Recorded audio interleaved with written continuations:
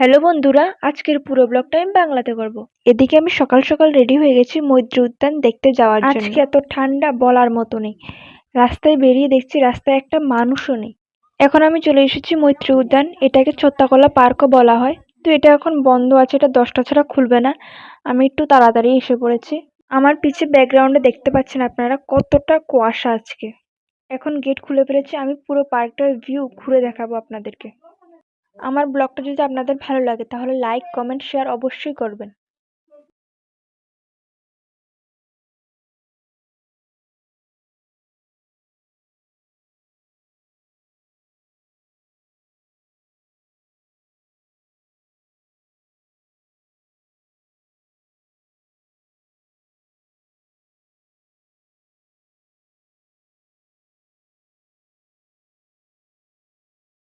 Park দেখার পর এদিকে আমি চলে এসেছি বাসে বাড়ি যাওয়ার জন্য।